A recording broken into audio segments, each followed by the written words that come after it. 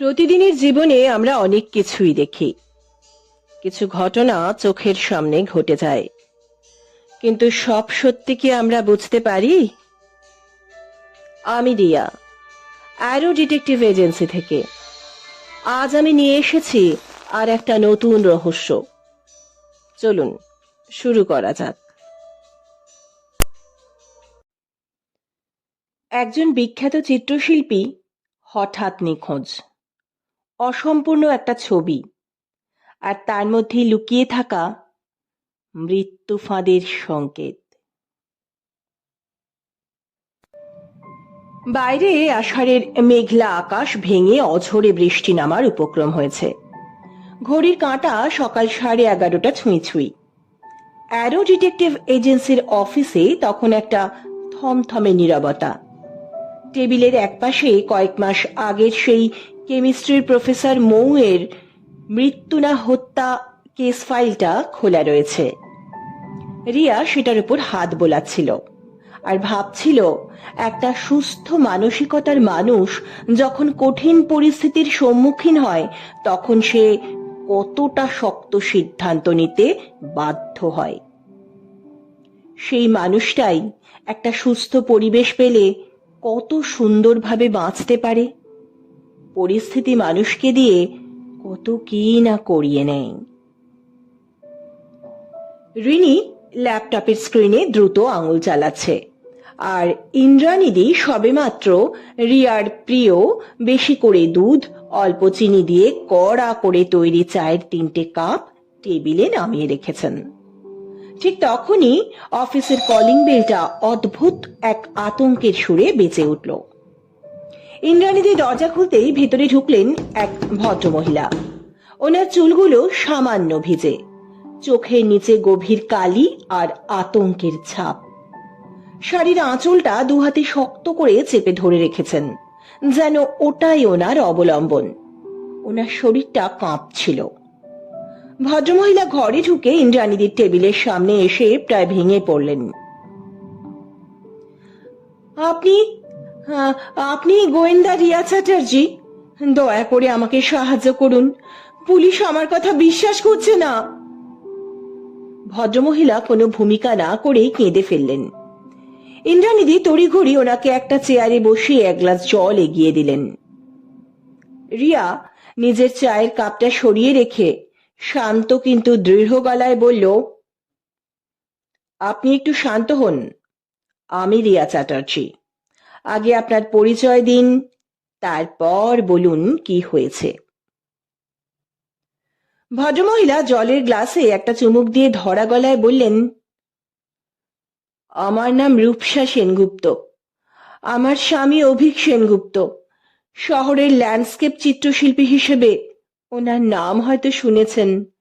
গত 3 দিন ধরে ওনার কোনো খোঁজ নেই। রিনি ল্যাপটপ থেকে চোখ সরিয়ে জিজ্ঞেস করল, আপনি পুলিশে জানাননি? জানিয়েছি। রূপসা দেবী আঁচলে চোখ মুছলেন। কিন্তু পুলিশ এটাকে সাধারণ নিখোঁজ ডায়েরি হিসেবে দেখছে। ওনারা বলছেন কোনো মুক্তিপণের ফোন আসেনি, কোনো শত্রুতা নেই, তাই হয়তো উনি নিজেই কোথাও চলে গেছেন। কিন্তু কিন্তু আমি জানি ওনাকে অপহরণ করা হয়েছে। আমি কয়েকদিনের জন্য বাপের বাড়ি গিয়েছিলাম। এসে দেখি ওনার স্টুডিওর দরজা ভেতর থেকে বন্ধ। আমি যখন ডুপ্লিকেট চাবি দিয়ে দরজা খুললাম, দেখলাম ঘরের সব জিনিসপত্র ঠিকঠাকই আছে। শুধু ওনার গলাটা আবার বুঁজে এলো। শুধু কি, রূপসা দেবী? রিয়া তীক্ষ্ণ চোখে তাকালো। রূপসা দেবী ওনার হ্যান্ডব্যাগ থেকে একটা বড় হাই রেজলিউশন ছবি বের করে রিয়ার সামনে টেবিলের উপরে রাখলেন। শুধু ওনার ইজেলে এই অসম্পূর্ণ ল্যান্ডস্কেপ ছবিটা পড়ে আছে। ক্যানভাসের উপরে তুলির শেষ টানগুলো আর রঙের ব্যবহার এতটাই অদ্ভুত আর হিংস্র, যা অভিকের শান্ত পরিচিত স্টাইলের সাথে একদম মেলে না। আমার মন বলছে এই ছবির ভেতরেই ওনার নিখোঁজ হওয়ার আসল রহস্য লুকিয়ে আছে। ও কোনো বার্তা রেখে গেছে আমার জন্য। বলতে বলতে রূপসা দেবী ওনার ব্যাগ থেকে একটা চামড়ায় বাঁধানো পকেট ডায়েরিও বের করলেন। আর এই ডায়েরিটা ওনার টেবিলের ড্রয়ারে ছিল। এটা ওনার পার্সোনাল ডায়েরি, যেখানে উনি ওনার প্রতিদিনের স্কেচের হিসেব আর স্মৃতি কথা লিখে রাখতেন। আমার মনে হয় এই ছবি আর ডায়েরি আপনাকে ওনার নিখোঁজ হওয়ার আসল রহস্য জানাবে। রূপসা দেবী অভিকবাবুর চামড়ায় বাঁধানো পকেট ডায়েরিটা রিয়ার দিকে এগিয়ে দিয়ে বললেন, এই ডায়েরিটা শেষ কয়েকটা পাতায় অভিক ওনার পরিচিত কিছু মানুষের নাম আর তাদের সাথে হওয়া সাম্প্রতিক কিছু ঝামেলার কথা লিখে রেখেছিল। আমার মনে হয় এদের মধ্যে কেউ ওনাকে। ওনার গলাটা আবার কেঁপে উঠল। রিয়া রূপসা দেবীর দেওয়া ডায়েরিটা হাতে নিয়ে বলল, আপনি ওনার ছবিটা আনলেন কি করে? ওটা নিশ্চয়ই ওনার ইজেলের ক্যানভাসে আঁকা আছে। হ্যাঁ, আমি আমার স্মার্টফোনে ছবিটা তুলে এর রেজলিউশন বাড়িয়ে প্রিন্ট করে এনেছি। রিয়া ছবিটার উপর ঝুঁকে পড়ল। ক্যানভাসে আঁকা একটা পাহাড়ি উপত্যকা, মাঝখান দিয়ে বয়ে যাচ্ছে নদী, আর দূরে একটা ভাঙা লাইট হাউস। কিন্তু ছবির ওপরের দিকে তুলির স্ট্রোকগুলো বড্ড এলোমেলো আর জ্যামিতিক খাঁজের মতো কাটা। আর একটা প্রশ্ন আপনাকে, অ্যারো ডিটেকটিভ এজেন্সির সন্ধান কোথা থেকে পেলেন? রিয়া জানতে চাইল।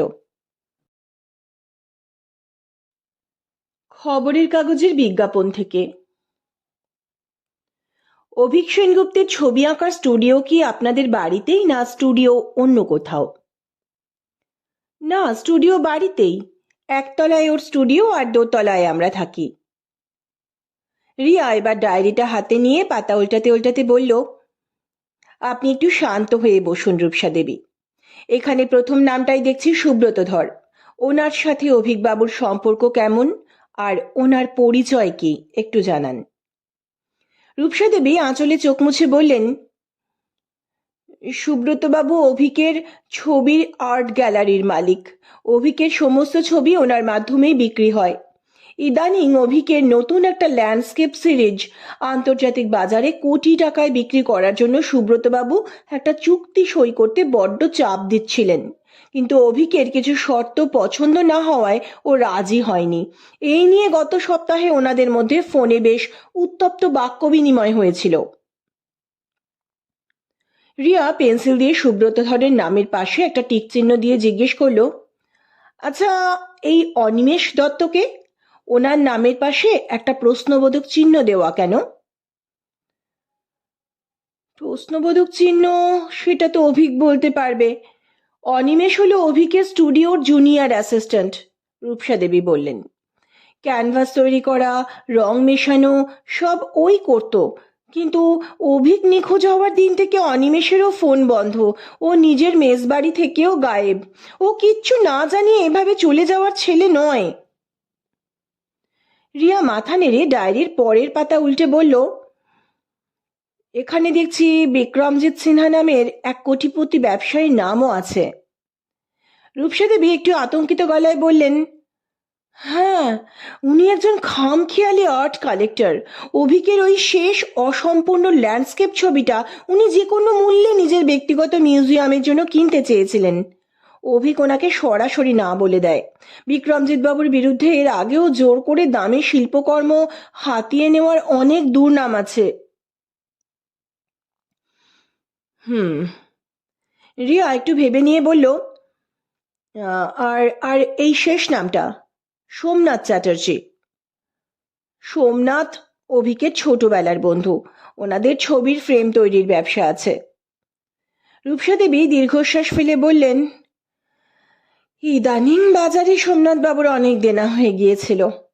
দিন কয়েক আগে ও অভিকের কাছে বড় অঙ্কের টাকা ধার চেয়েছিল, কিন্তু অভিকের পক্ষে অত টাকা দেওয়া সম্ভব ছিল না। সোমনাথ বাবু তখন ছোটবেলার বন্ধুত্বের কথা বলে ক্ষোভ উগরে দিয়েছিলেন।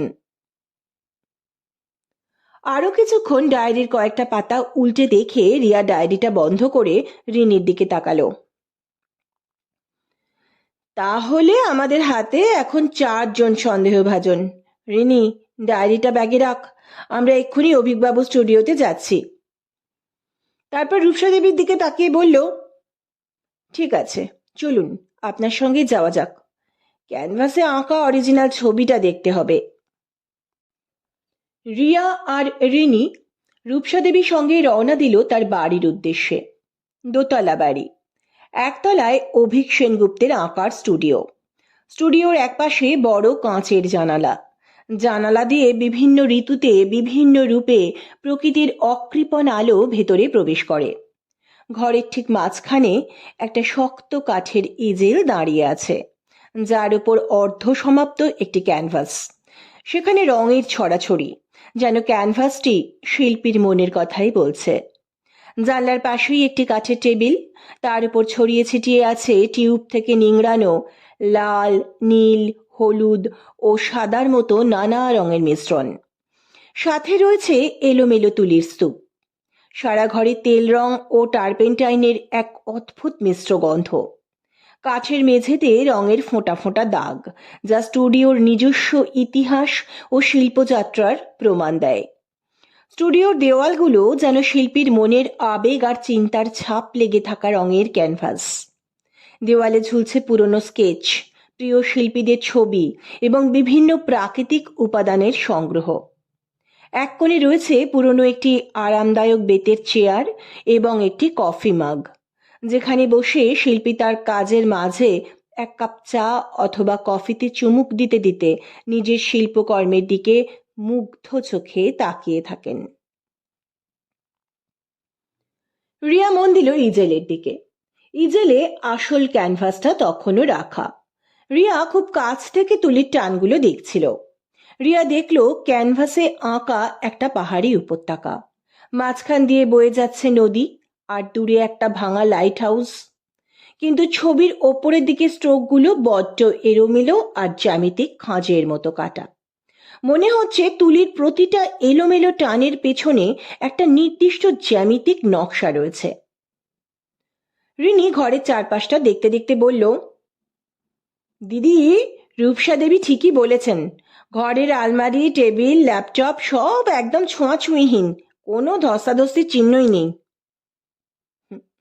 সবকিছু স্বাভাবিক থাকাটাই সবচেয়ে বড় অস্বাভাবিক, রিনি। ক্যানভাসের সামনে দাঁড়িয়েই রিয়া বলল। রূপসা দেবীর আনা ছবির চেয়ে সামনাসামনি ক্যানভাসটা দেখতে আরো রহস্যময় লাগছিল। রিয়া খুব কাছ থেকে তুলির টানগুলো দেখতে দেখতে হঠাৎ থমকে গেল। ছবির নিচের দিকে যেখানে একটা ভাঙা লাইট হাউস আর নদী আঁকা, সেখানে গাঢ় কালচে নীল রঙের ওপর তুলির পিছন দিকটা দিয়ে ঘষে ঘষে কিছু একটা খোদাই করা হয়েছে। রিয়া ওর মোবাইলের টর্চের আলোটা ক্যানভাসের উপর আড়াআড়ি ভাবে ফেলল। রিনি, এদিকে দেখ। রিয়া ফিসফিস করে উঠল। টর্চের আলোয় দেখা গেল ক্যানভাসের ওই নির্দিষ্ট অংশে খুব সূক্ষ্মভাবে লেখা রয়েছে N দুটো সংখ্যা .1 আর E দুটো সংখ্যা .1 ... রিনি চোখ বড় বড় করে বলল, এগুলো তো জিপিএস স্থানাঙ্ক, মানে জিপিএস কোঅর্ডিনেটস এর মতন লাগছে দিদি।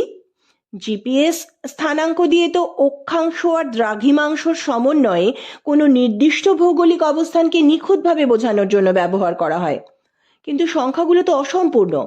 শেষের দিকের অঙ্কগুলো বোঝা যাচ্ছে না, বড্ড কাটাকুটি। তাহলে কি এই সংখ্যাগুলো দিয়ে অভিক সেনগুপ্ত কোনো একটা নির্দিষ্ট স্থানকে নির্দেশ করতে চাইছেন? হ্যাঁ রিনি, ঠিক তাই। অভিক বাবু শেষের সংখ্যাগুলো লেখার সময় পাননি, তার আগেই ওনাকে তুলে নিয়ে যাওয়া হয়েছে, রিয়া বলল। ঠিক তখনই রিয়ার জুতোটা মেঝের একটা জায়গায় আটকে গেল। ও নিচু হয়ে মেঝের কাঠের তক্তাগুলো পরীক্ষা করতে লাগলো। ইজেলের ঠিক ডান দিকের মেঝেতে একটা গাঢ় কালচে দাগ। রিয়া আঙুল দিয়ে দাগটা ছুঁয়ে শুঁকে দেখল, এক ফোঁটা রক্ত। কিন্তু শুধু রক্ত নয়, রক্তের দাগটার ঠিক পাশের মেঝের ধুলোর ওপর কাঠকয়লার পেন্সিল দিয়ে একটা নিখুঁত সমকোণী ত্রিভুজ বা রাইট অ্যাঙ্গেলড ট্রায়াঙ্গেল আঁকা রয়েছে। ত্রিভুজের অতিভুজের গায়ে একটা অদ্ভুত তীর চিহ্ন দেওয়া, যা সোজা দেওয়ালের একটা কোণের দিকে নির্দেশ করছে। রিনি ক্যানভাস আর মেঝের ত্রিভুজটার দিকে তাকিয়ে অবাক হয়ে বলল, আচ্ছা দিদি, অভিকবাবু যখন নিজের স্টুডিওতে বসে অপহৃত হচ্ছেন তখন তো উনি জানেন না যে ওনাকে অপহরণ করে কোথায় নিয়ে আটকে রাখা হবে। তাহলে উনি অপহরণ হবার আগেই এই কোড আর ম্যাপ আঁকলেন কি করে? উনি কি করে জানবেন যে ওনাকে অপহরণ করে কোথায় রাখা হবে? এটা তো অসম্ভব। রিয়া ক্যানভাস থেকে চোখ না সরিয়েই গম্ভীর গলায় বলল, প্রশ্নটা আমার মাথাতেও এসেছে রিনি, কিন্তু এই মুহূর্তে ওনার প্রাণ বাঁচানোটা বেশি জরুরি। আগে ওনাকে উদ্ধার করি, তারপর ওনার মুখ থেকেই জানা যাবে যে অপহরণ হওয়ার আগেই উনি কি করে এই সমস্ত কিছু জানলেন। আপাতত আমাদের এই ক্যানভাসের ভাষাটা বুঝতে হবে। রিয়ার কথা শুনতে শুনতে রিনির চোখ গেল স্টুডিওর এক কোণে রাখা একটা ডাস্টবিনের দিকে। রিনি সেখান থেকে একটা কুচকুচে কালো কাপড়ের টুকরো আর একটা ছেঁড়া খাম তুলে নিয়ে বলল, দিদি এই দেখো, এই খামের ওপর সোমনাথ চ্যাটার্জির ফ্রেম মেকিং শপের সিলমোহর মারা রয়েছে।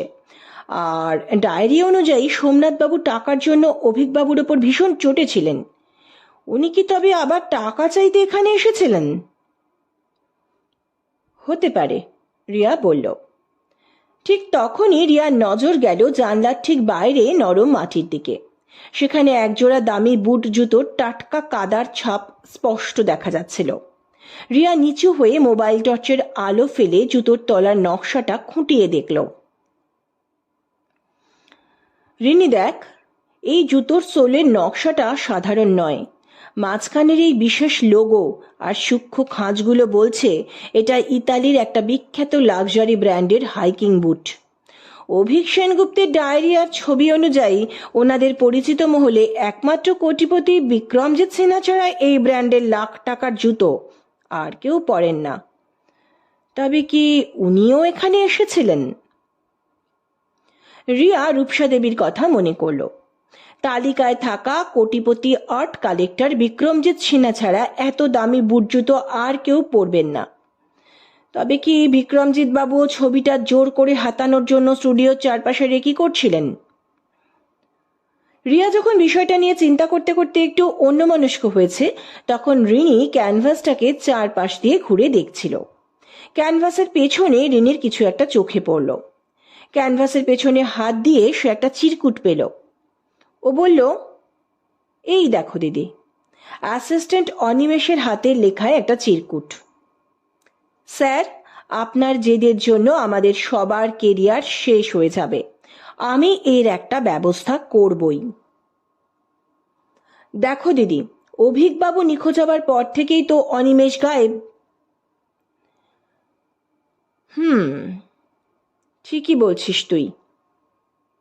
রিনি কপালে হাত দিয়ে বলল, বাবা, সোমনাথের ফ্রেমের খাম, বিক্রমজিতের দামি জুতোর ছাপ আর অনিমেষের এই হুমকিমূলক চিরকুট। আসল অপরাধী তবে কে দিদি? আমার তো মাথা ঘুরছে। রিয়া একটু রহস্যময় হেসে বলল, তদন্তের শুরুতেই বিভ্রান্তি আসা ভালো রিনি। তবে আমাদের দেখতে হবে এতগুলো সূত্রের মধ্যে কোন সূত্রের সুতোটা সোজা অপরাধীর ডেরায় গিয়ে মিশেছে। রিয়া আবার মন দিল মেঝের উপর সমকোণী ত্রিভুজ আর ক্যানভাসের জিপিএস কোঅর্ডিনেটসের উপর। রিনি ঘরের জানলা দিয়ে বাইরের গলির দিকে তাকাতেই হঠাৎ চমকে উঠল। ফিসফিস করে বলল, দিদি, জানলার বাইরে রাস্তার ওপারে একটা কালো রঙের গাড়ি দাঁড়িয়ে আছে। এক ভদ্রলোক ছাতা মাথায় দিয়ে এই স্টুডিওর দিকেই এক দৃষ্টে তাকিয়ে আছেন। আমরা ভেতরে ঢোকার পর থেকেই লোকটাকে লক্ষ্য করছি জানো।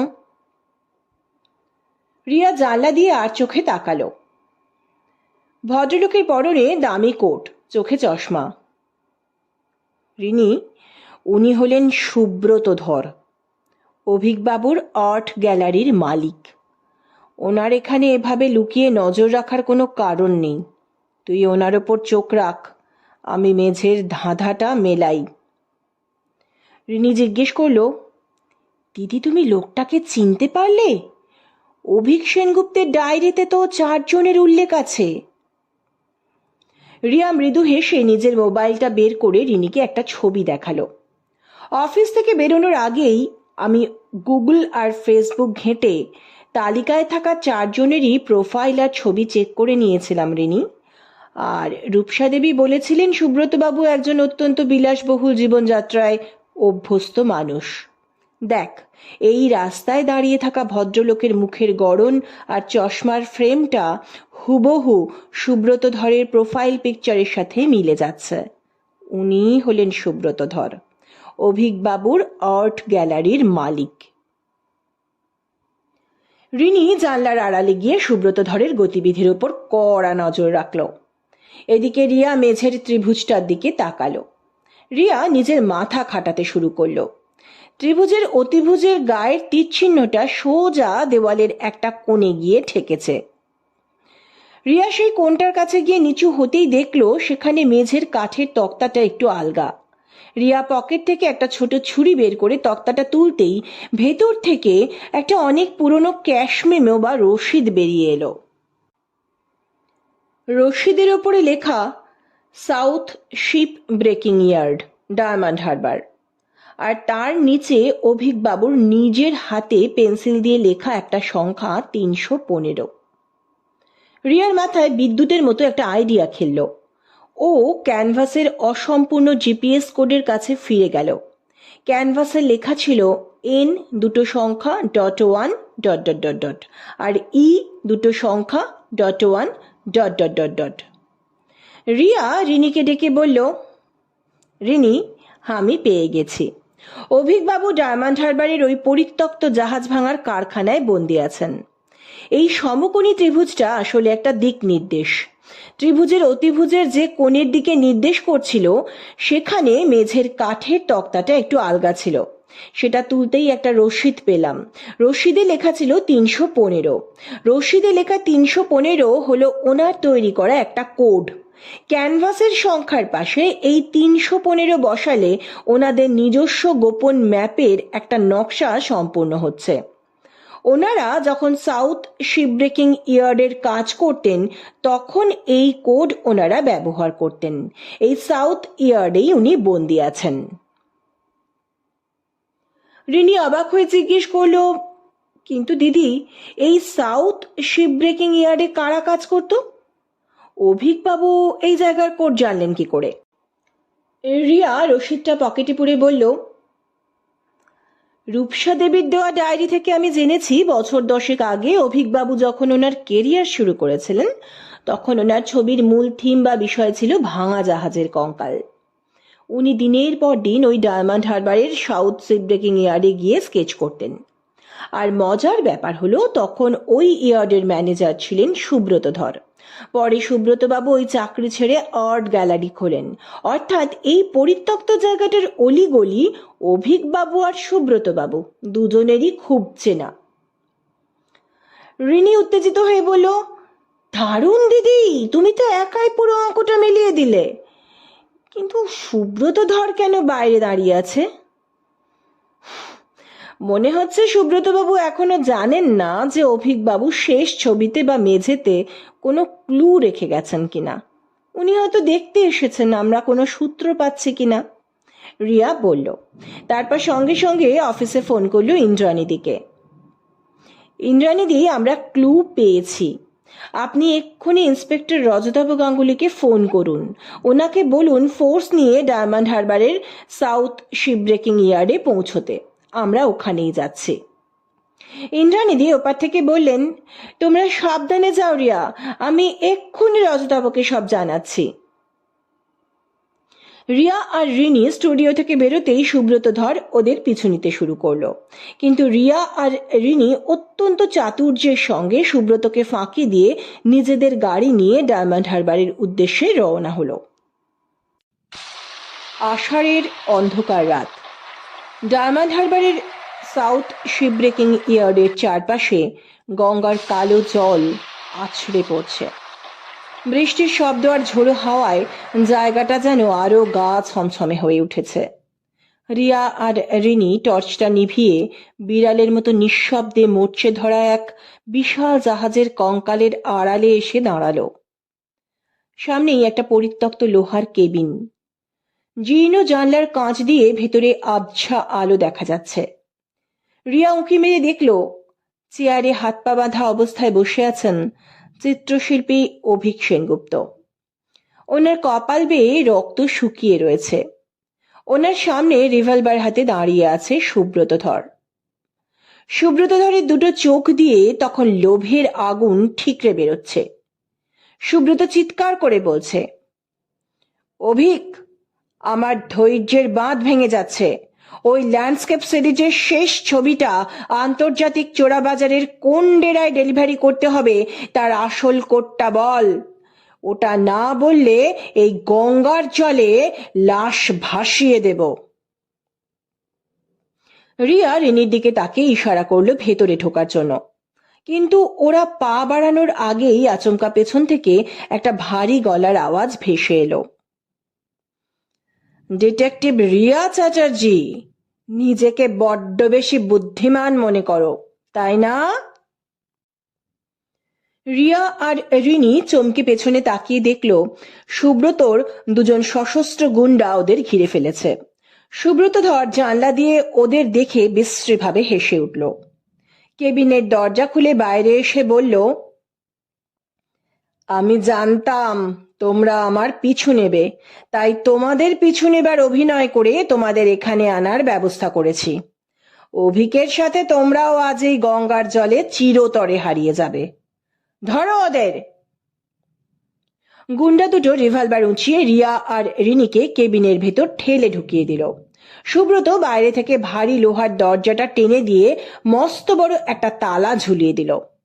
বাইরে থেকে ও হাসতে হাসতে বলল, তোমাদের একটু পরেই শেষ করছি, আগে অভিকের মুখটা খোলাই। কেবিনের ভেতর ঘুটঘুটে অন্ধকার।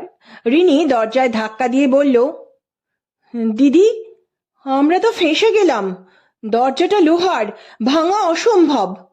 এরকম পরিস্থিতিতে আমরা আগে কখনো পড়িনি। রিনি প্রায় কেঁদে ফেলল। সময় নষ্ট করার মতো সময় আমাদের নেই রিনি, মাথা ঠান্ডা কর। রিয়া অন্ধকারের মধ্যেই মোবাইলের টর্চটা জ্বালল। ও দেখলো ঘরের দেওয়ালে একটা পুরনো বিদ্যুৎ পরিবাহী তার ঝুলছে, আর নিচে একটা মরচে ধরা লোহার রড পড়ে আছে। ঠিক পাশেই রয়েছে একটা পুরনো কাঠের বেঞ্চ। রিয়া এক মুহূর্ত ভাবল, তারপর রিনিকে বলল, তোর ব্যাগে জলের বোতলটা আছে রিনি? হ্যাঁ দিদি, আছে। তাড়াতাড়ি এই লোহার দরজার গোড়া থেকে শুরু করে মেঝেতে জলটা ঢাল, আর জল ঢেলেই তুই সোজা এই কাঠের বেঞ্চটার উপর উঠে আয়, মেঝেতে যেন পা না থাকে। ওই দেখ, ওই কোণে একটা কাঠের লম্বা ছড়ি আছে, ওটাও নিয়ে আয়। রিয়া নিজে ততক্ষণে কাঠের বেঞ্চটার উপর উঠে দাঁড়িয়েছে। রিনি দ্রুত মেঝেতে জল ঢেলে রিয়ার পাশে কাঠের বেঞ্চে উঠে দাঁড়ালো। কাঠ বিদ্যুতের কুপরিবাহী হওয়ায় ওরা দুজনেই সম্পূর্ণ সুরক্ষিত হয়ে গেল। এইবার রিয়া লোহার রডটা দিয়ে দেওয়ালে সেই লাইভ তারটা টেনে ছিঁড়ে ফেলল। তারপর অত্যন্ত সাবধানে তারের খোলা অংশটা দরজার গোড়ার সেই জলের উপর ছুঁড়ে দিল। মুহূর্তের মধ্যে পুরো মেঝের জল আর লোহার দরজার হাতল তীব্র বৈদ্যুতিক চার্জে পরিণত হলো। ঠিক সেই সময়ে সুব্রত বাইরে থেকে দরজার মস্ত বড় তালাটা চাবি দিয়ে খুলল। ও ভাবতেও পারেনি ভেতরে ওদের জন্য কি অপেক্ষা করছে। সুব্রত তালাটা খুলেই যেই না লোহার দরজাটা ধাক্কা দিয়ে সামান্য ফাঁক করেছে এবং ঝমঝমিয়ে হওয়া বৃষ্টিতে ভেজা ওর জুতোটা দরজার চৌকাঠ পেরিয়েছে, অমনি লোহার হাতল আর মেঝের জল থেকে প্রচন্ড এক বৈদ্যুতিক শক খেয়ে বিকট চিৎকার করে পেছনের মাটিতে ছিটকে পড়ে গেল। ওর হাতে রিভলভারটা ছিটকে এসে পড়লো ঘরের ভেতরে, ঠিক দরজার মুখের মেঝেতে। একই সাথে ঘরের ভেতরের কারেন্ট মেশানো জলটা দরজা খোলার সাথে সাথেই হুড়মুড় করে বাইরে গড়িয়ে গেল। সুব্রতর দুই গুন্ডা ওকে বাঁচাতে এগিয়ে আসছিল, কিন্তু ওদের ভেজা জুতো ওই জলের সংস্পর্শে আসতেই ওরাও মারাত্মক কারেন্ট খেয়ে ছিটকে গিয়ে দেওয়ালে ধাক্কা খেল এবং অবশ হয়ে মাটিতে পড়ে গেল। সুযোগ হাতছাড়া না করে রিয়া এক ঝটকায় কাঠের লাঠি দিয়ে লাইভ তারের সংযোগটা মেঝের জল থেকে আলাদা করে দিল। কারেন্ট বন্ধ হতেই ও বেঞ্চ থেকে নেমে দরজার মুখে পড়ে থাকা সুব্রতর রিভলভারটা কুড়িয়ে নিল। সোজা গিয়ে সুব্রতর বুকে রিভলভারটা তাক করে দাঁড়ালো রিয়া। সুব্রত তখনও শকের চোটে থরথর করে কাঁপছে। ওর পালানোর আর কোনো পথ নেই। রিয়া এক হাত দিয়ে অভিক বাবুর বাঁধন কাটতে কাটতে বলল, সুব্রত বাবু, আপনি ভাবছেন আপনি খুব চালাক, কিন্তু অপরাধের সমীকরণের উত্তর কখনো মেলে না। আপনি পারলেন না আমাদের আটকে রাখতে। ঠিক 9টা বাজতে 5 মিনিট বাকি।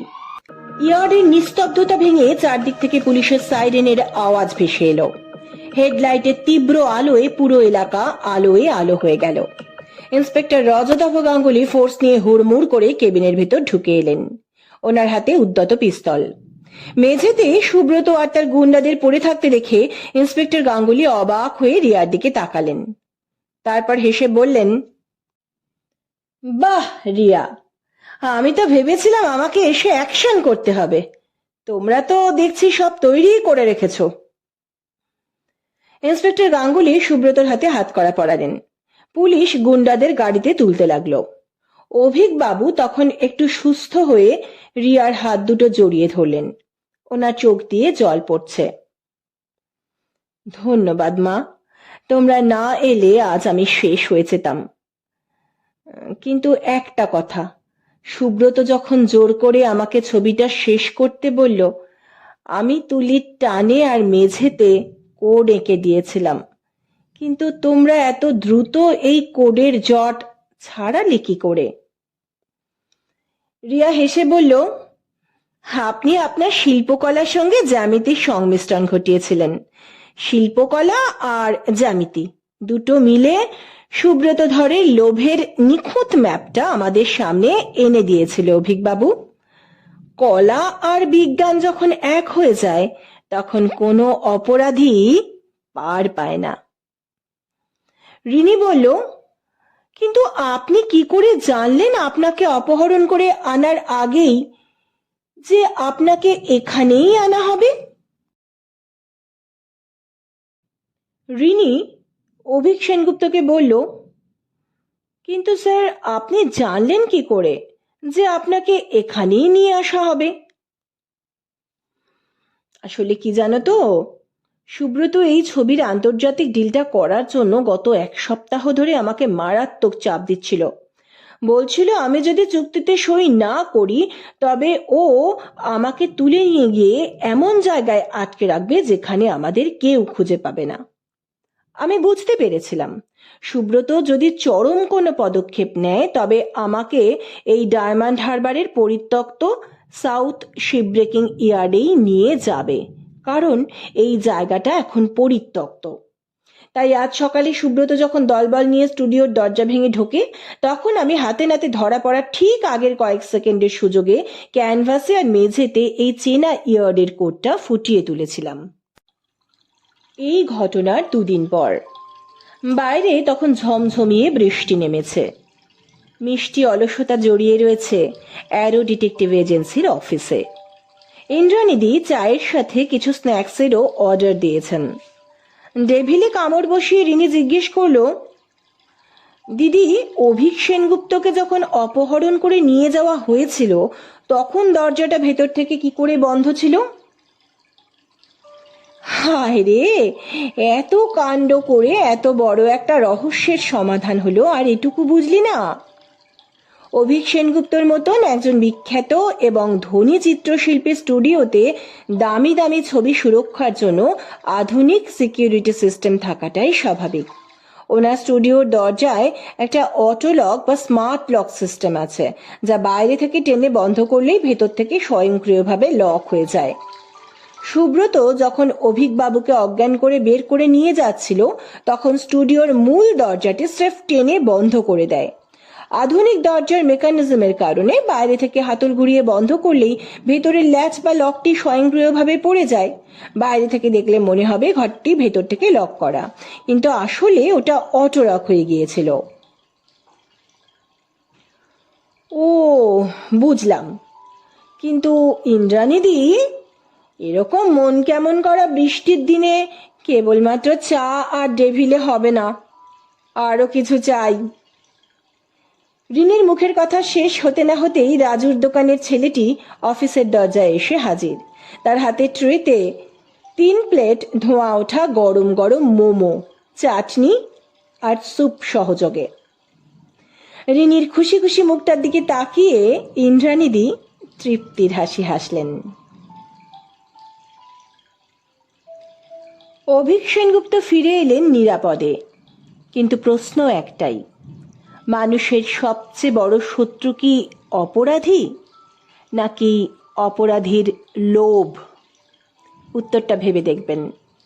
আমি আবার আসবো নতুন রহস্য নিয়ে।